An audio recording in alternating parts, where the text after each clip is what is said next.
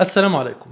سنة 2006 أو 2007 لما كنت في دراسة الجامعية الأولى، زميلي المسيحي المحترم بشوي اللي كنت أنا وهو بنتناقش دايما في الدين باستمرار، في يوم من الأيام بشوي طلب مني إن احنا نروح سوا لأحد رجال الدين عندهم عشان نتناقش فيما يخص الإسلام والمسيحية. وبالفعل سافرنا من محافظة الإسماعيلية من المكان اللي كنا بندرس فيه ورحنا لمحافظة الشرقية.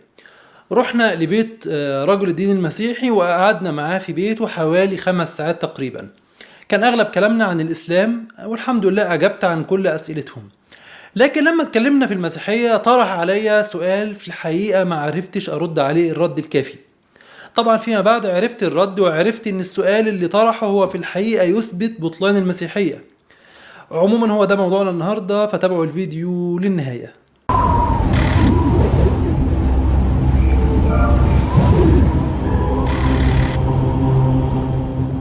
لو انت مهتم بمقارنة الأديان ودعوة غير المسلمين والدفاع عن الإسلام، اشترك في قناتنا الآن وانضم ل 680 ألف مشترك. السؤال اللي قاله لي رجل الدين المسيحي هو إن الله في الإنجيل يقال عنه قدوس، وفي نفس الوقت لا نجد أي شخص في الإنجيل يقال عنه قدوس إلا المسيح. فهل ده مش دليل قوي على إن المسيح هو الله؟ يعني إذا كان الله هو القدوس وكذلك المسيح قدوس، فإذا المسيح هو الله، لأن كلمة قدوس لا تطلق إلا على الله. طبعا إجابتي في هذا الوقت كانت هي إن نصوص الكتاب ليست حجة على المسلمين، لأن أنا أؤمن إن الكتاب محرف وأدلة التحريف كثيرة جدا، وبالتالي ما ينفعش تستدل بنص قبل أن تثبت صحته. طبعا هي إجابة صحيحة جدا، لكن كانت ممكن الإجابة تكون أقوى بكثير وكنا نقدر نقلب السحر على الساحر، وده اللي عرفته فيما بعد. النص اللي بيستدل بيه موجود في إنجيل لوقا الإصحاح الأول فقرة 35 ويقول: فأجاب الملاك وقال لها: الروح القدس يحل عليك وقوة العلي تظللك، فلذلك أيضا القدوس المولود منك يدعى ابن الله. فهنا وفقا لهذا النص الملاك يبشر مريم أنها ستلد ابنا، وهذا الابن سيكون قدوس وسيدعى ابن الله. طبعا كلمة ابن الله شيء عادي في الإنجيل وتطلق على الصالحين عموما، لكن هنا المسيحيين بيستشهدوا بكلمة القدوس وبيعتبروها دليل على ألوهية المسيح.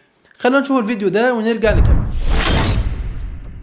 انت ذكرت من خلال الحديث وانا مسكت الكلمة صفة القدوس. تمام. وهذه الصفة لا تطلق إلا على الله، لكن بنشوفها في شخص يسوع المسيح. ده تمام.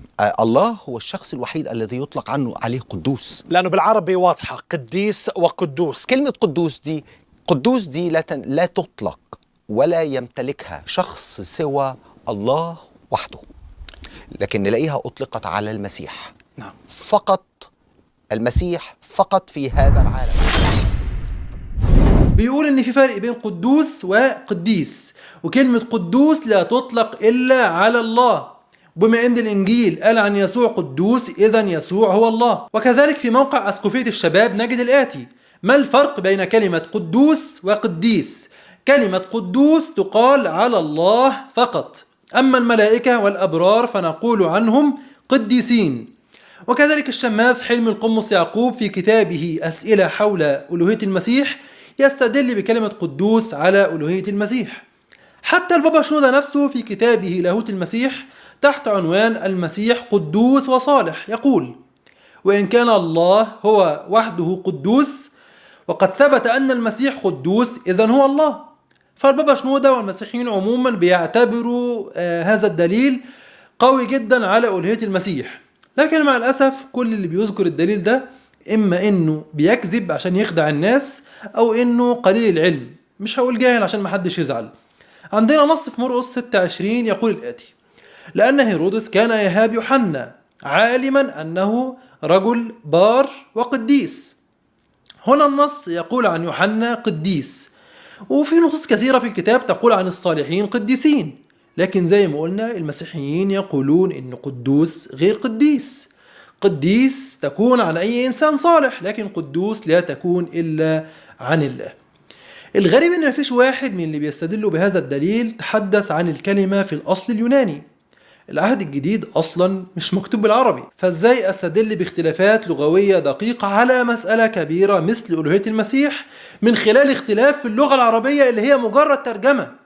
فالمفروض نرجع لليوناني ونشوف ايه الفرق بين قدوس وقديس. لكن الغريب ان احنا بنلاقي ان مفيش فرق، هي نفس الكلمة هاجيون، لكن الترجمات العربية بتترجمها عن المسيح قدوس وعن غير المسيح قديس عشان يخترعوا دليل على ألوهية المسيح. وكذلك كل النصوص التي تقول قديسين هي نفس الكلمة هاجيون. شفت انت لما تروح تشتري جاكيت بتشتري حاجة على مقاسك، كذلك الكنيسة عملت كده، عملت كتاب مقدس على مقاسها. يعني الكنيسة تؤمن ان المسيح هو الله، فعملوا الترجمة لتثبت هذا المعتقد. الطبيعي انك تاخد العقيدة من النص المكتوب، مش انك تعمل النص المكتوب ليتوافق مع عقيدتك. فالكنيسة خدعت المسيحيين ولعبت في الترجمة وجعلت كلمة هاجيون عن الله وعن المسيح قدوس وعن غيرهما قديس، والمسيحيين فرحوا بالدليل وعمالين يستدلوا بيه. يا راجل ده حتى البابا شنودة نفسه اللي هو المفروض أكبر رأس الكنيسة الأرثوذكسية في عصره بيستدل بهذا الدليل رغم أنه مجرد تلاعب في الترجمة. فاحنا عندنا المخطوطات محرفة والترجمات محرفة، وكله بيضحك على المسيحيين، والمسيحيين بيقولوا امين وخلاص. مفيش واحد بحث عشان يتأكد من صحة الدليل، لكن ماشيين ورا الكنيسة بدون تفكير. حتى الترجمات الإنجليزية لا تفرق بين قدوس وقديس، كله هولي.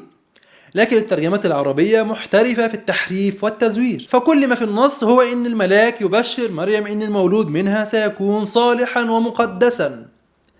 طبعا هذه النقطة نثبت من خلالها تلاعب الكنيسة في الترجمات العربية لإثبات العقيدة، ونثبت من خلالها أيضا أننا لا يمكن أن نثق في ترجمات الكتاب المقدس، ونثبت أيضا أن المسيحيين على مر العصور يتلاعبون في الكتاب لأسباب لاهوتية وغير لاهوتية.